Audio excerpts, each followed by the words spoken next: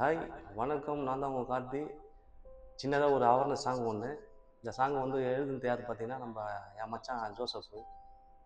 உங்களுக்காக சும்மா ஒரு லைன் பாடலாம் சும்மா ஜாலியாக.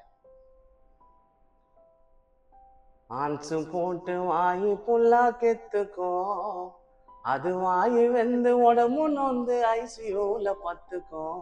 ஆன்ஸை போட்டு வாயு புல்லா கெத்துக்கோ,